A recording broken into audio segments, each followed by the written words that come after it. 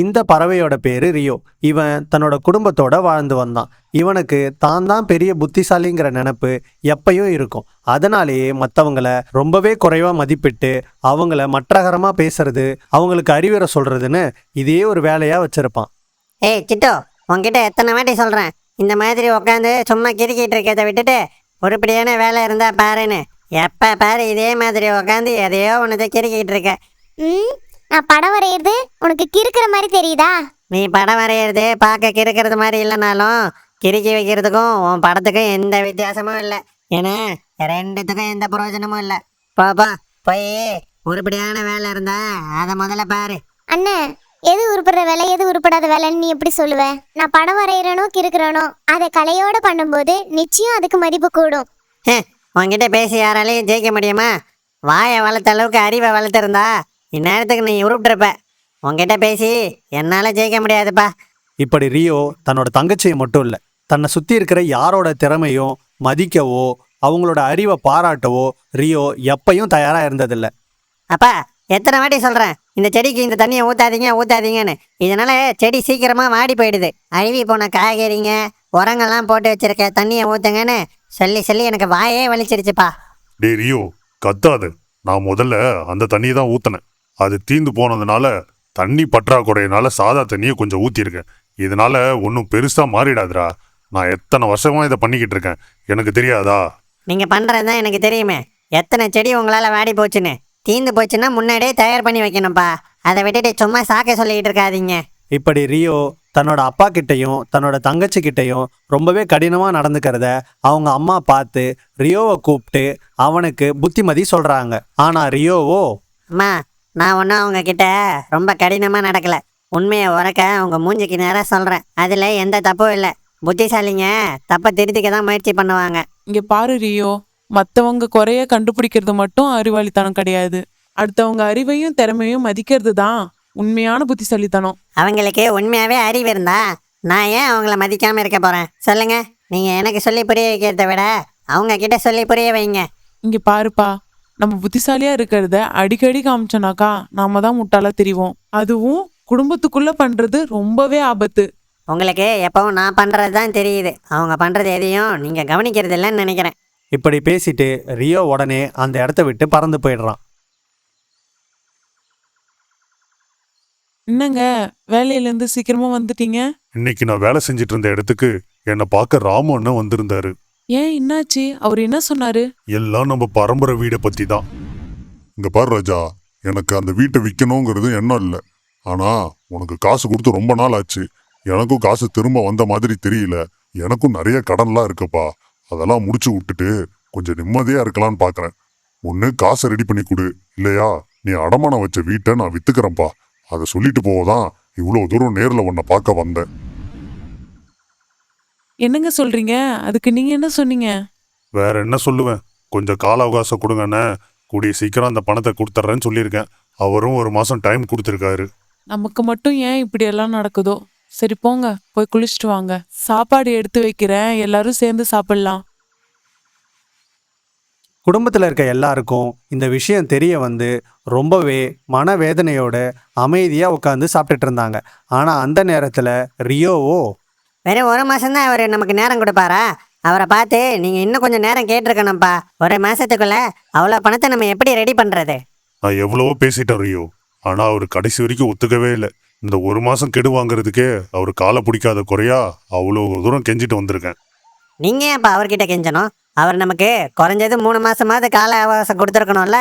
இப்போ நான் போய் அவர்கிட்ட கால அவகாசம் கேட்குறேன். இப்பயும் ஒத்துக்கலனா ஊர் தலைவர்கிட்ட விஷயத்த சொல்கிறேன்னு சொன்னால் அவர் தானா வழிக்கு வந்துடுவார்.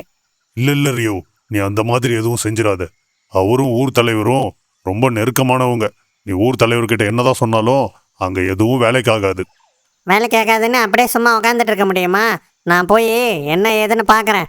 அண்ணே, அப்பா தான் சொல்றாங்கல்ல, நீ கொஞ்சம் பொறுமையா தான் இரு. சிட்டு, இது உன் வயசுக்கு மீறின விஷயம். நீ சாப்பிட்ற வேலையை மட்டும் பாரு. என்ன பண்ணணும் ஏது பண்ணணும் பெரியவங்களுக்கு தெரியும். டெரியோ, அதே தான் நானும் சொல்றேன். அப்பா பேச்சு கேட்டு கொஞ்சம் பொறுமையா கையாளு. பாட்டி, நம்ம பொறுமையாக கையாண்டா தாத்தாவோட வீடு நமக்கு இல்லாமல் போயிடும். பரவாயில்லையா உனக்கு? அந்த வீடு ரொம்ப முக்கியம்தான் ராஜு. அதனால நான் சொல்றதை கேளு. நம்ம எல்லாருமே சேர்ந்து பேசி ஒரு முடிவு எடுப்போம். அம்மா, இப்படியே பேசிக்கிட்டே இருந்தோன்னா எதுவும் வேலைக்கு ஆகாது. நான் இப்பவே போய் ராமாயணனை பார்த்து என்ன ஏதுன்னு பேசிட்டு வரேன். அதெல்லாம் ஒன்றும் தேவையில்லை, நீ உக்காரு முதல்ல. அப்பா, இந்த பிரச்சனையை எப்படி கையாளணும்னு எனக்கு தெரியும். அதனால நான் போய் முதல்ல அவரை பார்த்துட்டு வரேன். இப்படி ரியோ யார் சொல்றதையும் கேட்காம அங்கிருந்து கிளம்பி போய் ராமுவை சந்திச்சு பேசுறான். ரியோ கொஞ்ச நேரத்திலே தன்னோட பொறுமையை இழந்து ராமு கிட்ட அதிகார தோனியில பேச ஆரம்பிக்கிறான். அண்ணே, இவ்வளோ தடவை சொல்கிறேன், நீங்கள் நான் சொல்கிறதே புரிஞ்சிக்க மாட்டீங்க. ஒரு மாசத்துல எப்படி அவ்வளோ பணத்தை எங்களால் ரெடி பண்ணி தர முடியும்? என்ன ராஜு, குரலை வசதி பேசுற? வயசுக்கு ஒரு மரியாதை இருக்குல்ல? பின்ன என்னண்ணே, எவ்வளோ தூரம் பொறுமையாக பேசினாலும் உங்களுக்கு புரியவே மாட்டேங்குது. எங்களோட கஷ்டத்தை புரிஞ்சிக்காம நீங்கள் இப்படி இஷ்டத்துக்கு முடிவு எடுத்தா நாங்கள் எப்படி பேசணும்னு நீங்கள் நினைக்கிறீங்க? உங்க அப்பாவோட முகத்துக்காக தான் இந்த ஒரு மாச கெடுவே கொடுத்துருந்தேன். நீ என் வீடு ஏறி வந்து என்னையே இவ்வளவு அதிகாரமா பேசுறியா? இன்னும் 15 நாளுக்குள்ள உங்க பணத்தை கொடுக்கணும். இல்ல அந்த வீட்டை யாருக்கு வேணா ஏலத்துல விட்டுருவேன். வரவன் வீடா வச்சிருக்கானோ இல்ல தரமட்டமாக்கிட்டு அங்க வேற ஏதாவது கட்டுறானோ அது அவன் பாடு. போ இங்க நிக்காத. இதுக்கு மேல இங்க நின்ன உனக்கு வேற மாதிரி சொல்ல வேண்டியது இருக்கும். எங்கள் வீட்டில் இருக்கவங்க தான் எதையும் புரிஞ்சிக்க மாட்டாங்கன்னு பார்த்தா இந்த ஊர் உலகத்தில் இருக்க எவனையும் எதையும் புரிஞ்சுக்கிறது இல்லை. இப்போ இதை போய் இவங்க கிட்ட சொன்னால் இவங்க தாம் தூம்னு குதிப்பாங்களே. சரி, சொல்லி தான் பார்ப்போம் என்ன நடக்குதுன்னு. இப்படி தனக்கு தானே புலம்பிட்டு வந்த ரியோ வீட்டுக்கு வந்து அங்க நடந்த எல்லாத்தையும் சொல்றான். அதை கேட்டதும் கோவத்தோட உச்சிக்கே போன அவங்க அப்பா, உன்கிட்ட படிச்சு படிச்சு சொன்னேன் அங்க போகாதன்னு. நான் போய் பேசியிருந்தா கூட இன்னும் ஒரு 4 நாள் அதிகமா கொடுத்துருப்பாரு. உன்னோட அவசரத்தால இப்ப பாரு, இருந்த கெடுவுல பாதியா குறைச்சிட்டு வந்து நிக்கிற. இதான் நீ பேசி கிழிச்ச லட்சணமா? என்ன பண்ணுறது, எவ்வளோதான் பேசினாலும் சிலருக்கு எட்டுற வரைக்கும் தான் எட்டுது. அதுக்கு மேலே அறிவு அவங்களுக்கு இல்லை போல. நிறுத்துறா. எப்ப பார்த்தாலும் மற்றவங்களை ஏதாவது சொல்லிக்கிட்டு நீ கொஞ்சம் பொறுமையா கையாண்டிருந்தா இந்த பிரச்சனை இவ்வளவு தூரம் போயிருக்காது. அந்த அறிவு கூட உனக்கு இல்லையா? ராஜா, கொஞ்சம் பொறுமையா இரு, என்ன பண்றதுன்னு யோசிப்போம். இதுக்கு மேல யோசிக்க என்னமா இருக்கு? சாதா பிரச்சனையை பெரும் பிரச்சனையா மாத்திட்டு வந்திருக்கான். இதுக்கப்புறம் அவர் மூஞ்ச பார்த்து நான் எப்படி பேசுவேன்? நமக்கு இருக்கிறது 2 வழிதான். ஒண்ணு, அவர் கேட்குற பணத்தை கேட்குற நேரத்துல கொடுக்கணும். இல்ல அந்த வீட்டை இதோட எல்லாரும் மறந்துருக்க. என்னமோ எல்லாம் ஏன் தப்பு தாங்கிற மாதிரி பேசுகிறீங்க. உங்களுக்கு உதவி செய்ய தான் நான் அங்கே போனேன். இப்போ எல்லா பிரச்சனையும் என்னால தான்ன்ற மாதிரி பேசாதீங்க. போகும்போதே அத்தனை வாட்டி சொன்னோம். எங்க பேச்ச நீ கேட்டியா? இதுக்கு பேர் உதவி இல்லடா, உபத்திரம். அப்பா கத்தாதீங்கப்பா, அண்ணன் வேணும்னு பண்ணல. எனக்காக யாரும் பேச வேணாம். நீ உன் வேலையை மட்டும் பார்த்தா போதும். டே ரியோ, இவ்வளோ ஆகியும் நீ இன்னும் திருந்தல. உன் தங்கச்சி எவ்வளவு நிதானமா பொறுமையா பேசுறா. அதை கூட புரிஞ்சுக்காம நீ இப்படி பேசிக்கிட்டு இருக்க. எப்பா பாரு இது மாதிரி ஏதாவது ஒன்று சொல்லிக்கிட்டே இருக்கீங்க. நான் சொல்கிறத யாரும் புரிஞ்சுக்கிறது இல்லை. இதுக்கப்புறமும் இந்த வீட்டில் இருக்கிறதுக்கு எனக்கு விருப்பம் இல்லை. நீங்களே இந்த வீட்டில் இருங்க, நான் கிளம்புறேன். டே ரியோ, நில்லுடா, சொல்றதை கேளு ரியோ, நில்லு. விடுமாயா, அவன் போகட்டும். போய் பட்டாதான் புத்தி வரும் அவனுக்கெல்லாம். இப்படி கோச்சுக்கிட்ட ரியோ வீட்டை விட்டு மட்டும் இல்லை, அந்த ஊரை விட்டு வெகு தூரம் பறந்து போய் நகரத்தை போய் அடையிறான். அங்க பருவகாலம் மாறி இருந்ததுனால நல்ல மழை பெஞ்சிக்கிட்டு இருந்தது. பசி மயக்கம் ஒரு பக்கம், ரொம்ப தூரம் பறந்து வந்த பயண களைப்பு ஒரு பக்கம்னு ஒரு மரத்தோட கிளையில போய் ரொம்ப சோர்வா உக்காடுறான். ஆனா உக்காரக்கூட தெம்பு இல்லாம மரத்துல இருந்து மயங்கி கீழே தேங்கி இருந்த தண்ணிக்குள்ள விழுகிறான். அந்த நேரம் வேற ஒரு பறவை ரியோவை காப்பாத்துது. மெதுவா மெதுவா மெதுவா சாப்பிடு, இல்லைன்னா அடைச்சிக்கும். ம் சரி சரி. ஆமா, இதுக்கு முன்னாடி நான் உன்னை இங்க பார்த்ததே கிடையாதே. நீ எந்த ஊரை சேர்ந்தவன்? நான் கொல்லிமலையிலேருந்து வந்திருக்கேன். அடேங்கப்பா, அவ்வளவு தூரத்துல இருந்து என்ன காரியமா இங்க வந்திருக்க? காரியெல்லாம் எதுவும் இல்லை. எங்கள் வீட்டில் என்னை புரிஞ்சிக்கல, அதனால நான் வீட்டை விட்டு வெளியில் வந்துட்டேன். ஓஹோ, அப்படின்னா அடுத்த வேளை சோத்துக்கே வழி இல்லைன்னு சொல்லு. சும்மா என்னை காப்பாத்திட்டேன்றதுக்காக இந்த மாதிரிலாம் என்கிட்ட பேசுகிற வேலை வச்சுக்காத. அப்புறம் இப்போ சாப்பிட்றதுக்கும் சேர்த்து நான் என் கடனை எப்படியாவது உன்ட்ட அடைச்சிருவேன். அடேங்கப்பா, ரோஷக்காரன் தான் நீ. ஆமா, யார உனக்கு இங்க தெரியும்? என்ன வேலை செய்வ? எப்படி என் கடன் அடைப்ப? அதெல்லாம் என்ன கேட்காத. இப்போதைக்கு அதெல்லாம் எதுவும் எனக்கு தெரியாது. யாரையாவது பார்த்து ஏதாவது வேலையை வாங்கி அதுக்கப்புறம் வந்து உன் கடன் அடைச்சிட்றேன். என்ன, சரியா? சரி சரி, என்கிட்டயே நீ வேலைக்கு சேர்ந்துக்கிறியா? நீ எனக்கு வேலை தர போறியா? அது சரி. ஆமா, என்ன வேலை? உனக்கு என்ன ஊர் தலைவர் வேலையா கொடுப்பாங்க? எங்க குழுவோட சேர்ந்து சுத்தம் பண்ற வேலை தான். ஊரை சுத்தம் பண்றது, வாய்க்கால் சுத்தம் பண்றதுன்னு பொது பணி செய்யறோம். இதுக்காக தங்கறதுக்கு இடமும் 3 வேளை சாப்பாடும் கொடுப்போம். உனக்கு வெளியே வேலை கிடைச்சிச்சுன்னா நீ எப்ப வேணாலும் இங்க இருந்து போயிடலாம். என்ன, சேர்ந்துக்கிறியா? ஹே, சுத்தம் பண்ணுற வேலை தானா? நான் கூட என்னமோன்னு நினச்சேன். என் அறிவுக்கும் திறமைக்கும் இது கொஞ்சம் கம்மியான வேலை தான். இருந்தாலும் பரவாயில்ல, 3 வேளை வயிறு நிறையணும்ல, நான் ஒத்துக்கிறேன். வயிறு காஞ்சா தானா வழிக்கு வருவாங்கன்னு சொல்றது இதுதான் போல. சரி சரி, இப்போதைக்கு நீ ஓய்வு எடுத்துக்கோ. நாளை காலையிலேருந்து என் கூட வேலைக்கு வந்துடு. இப்படி மறுநாள்ல இருந்து ரியோ மீமியோட குழுவுல சேர்ந்து ஊர் பணிகளை செய்ய ஆரம்பிக்கிறான். அவனுக்கு அந்த வேலைகள் செய்ய செய்ய ரொம்பவே பிடிச்சி போயிடுது. அதுக்கப்புறம் அவனோட வாழ்க்கையில கஷ்டப்படுறதுனால கொஞ்சம் கொஞ்சமா சின்ன சின்ன விஷயங்கள்ல பக்குவம் அடைய ஆரம்பிக்கிறான். அவனோட புத்திசாலித்தனத்தையும் சேர்த்து பயன்படுத்தி அந்த வேலைகளை சுலபமாகவும் செஞ்சு முடிக்கிறான். இதனாலேயே அந்த குழுவில் அவன் ஒரு முக்கிய பொறுப்புக்கும் வரான். அதுக்கப்புறம் ஒரு நாள் மீமி அவனை ஒரு முக்கியமான இடத்துக்கு கூட்டிகிட்டு போகிறான். ஏய் மீமி, என்னை இப்போ எங்கே கூட்டிகிட்டு போயிட்டு இருக்க? ஆமாம், உன் கையில் ஏதோ இருக்கே, அது என்ன? டேய், கொஞ்ச நேரம் பேசாம இரு. நம்ம ரொம்ப முக்கியமான இடத்துக்கு வந்திருக்கோம். அடேங்கப்பா, பில்டப் எல்லாம் பலமாக இருக்கே. அப்படி என்ன முக்கியமான இடம் மீமி? கொஞ்ச நேரத்துல நீயே பார்க்க தானே போற. அதுக்கப்புறம் உள்ளேருந்து வந்த ஒரு பெரியவர் மீமி கையில் காசு பையை கொடுத்துட்டு மீமி கிட்ட இருக்கிற ஒரு பொருளை வாங்கி பிரிக்கிறாரு. அதை பார்த்ததும் ரியோ அதிர்ச்சியில் உறைஞ்சே போயிடுறான். அதுக்கப்புறம் எதுவும் பேசாமல் ரியோவும் மீமியும் அங்கேருந்து கிளம்பிடுறாங்க. ஆனால் அங்கேருந்து வந்ததுலேருந்து ரியோ முகம் சரியில்லைங்கிறத கவனித்த மீமி ரியோ கிட்ட அதை பற்றி கேட்குறா. அந்த இடத்த விட்டு வந்ததுல இருந்து பாத்துக்கிட்டு இருக்கேன். உன் முகமே சரியில்லையே ரியோ, என்னாச்சு? அதெல்லாம் எதுவும் இல்லையே, நான் எப்பயும் போல தான் இருக்கேன். எதுவும் இல்லைன்னு சொல்றதுலே தெரியுது ஏதோ ஒன்று இருக்குன்னு. இவ்வளோ நாளா உன்னை பார்த்துட்டு இருக்கேன், உன் முகத்தை பார்த்தா எனக்கு தெரியாதா? சொல்லு, என்னாச்சு? மீமி, நீ அங்கே ஒரு படத்தை கொடுத்துட்டு காசு வாங்கினல்ல, அது உனக்கு எங்கேருந்து கிடைச்சிது? ஓ, அதுவா? அதை யார் வரைகிறாங்கலாம் எனக்கு தெரியாது. அந்த படங்களெல்லாம் எனக்கு கம்மி விலையில கிடைக்கும். அது இங்கே இருக்கிற படக்காரங்க கிட்ட கொஞ்சம் விலை அதிகமாக வச்சு நான் வித்துருவேன். இதில் வர வருமானத்தை வச்சு தான் நான் இந்த குழுவையே நடத்துகிறேன். இதை கேட்டதும் அதிர்ந்து போன ரியோ ஆரம்பத்திலேருந்து என்ன நடந்ததுங்கிறத மீமி கிட்ட ஒன்று விடாமல் சொல்கிறான். இது எல்லாம் என் தங்கச்சி வரைஞ்சதான் மீமி. அவள் திறமையை புரிஞ்சிக்காம நான் அவளை ரொம்ப மற்றாகரமாக நடத்திட்டேன். அவள் திறமையை நான் புரிஞ்சிக்காம விட்டது எனக்கு ரொம்ப அவமானமாக இருக்கு. இப்படி மனசுடைஞ்சு பேசின ரியோ அதுக்கப்புறம் சில நாட்கள் யார்கிட்டையும் சரியா பேசாம அமைதியா இருக்கான். அப்புறம் திடீர்னு ஒரு நாள் மீமி கிட்ட வந்து தான் அந்த இடத்த விட்டு கிளம்ப போறதாவும் தான் வீட்டுக்கு போய் தான் குடும்பத்தை பார்க்க போறதாவும் சொல்றான்.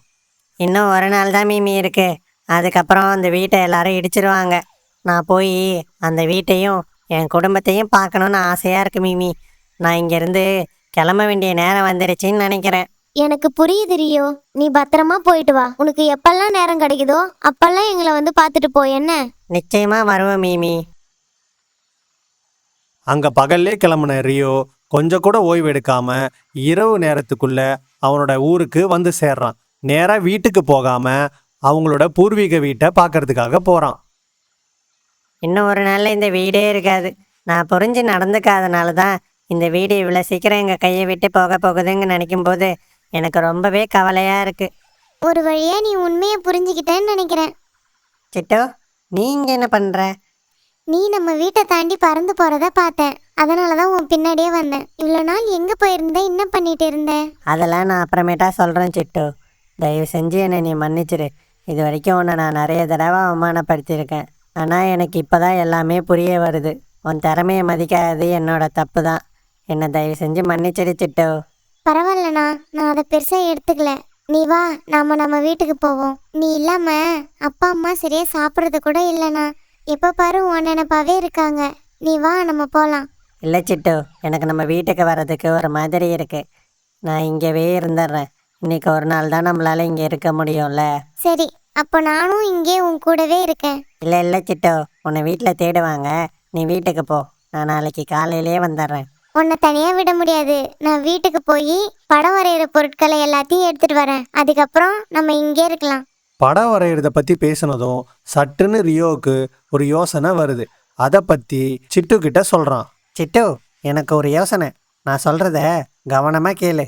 அப்படி அவன் வீட்டை விட்டு போனதுலேருந்து அவனுக்கு நடந்த எல்லா சம்பவத்தை பற்றியும் சிட்டு கிட்ட விளக்கி சொல்கிறான். அதே மாதிரி சிட்டுவோட படங்களுக்கு நல்ல மதிப்பு கிடைச்சதையும் சிட்டு கிட்ட சொல்கிறான்.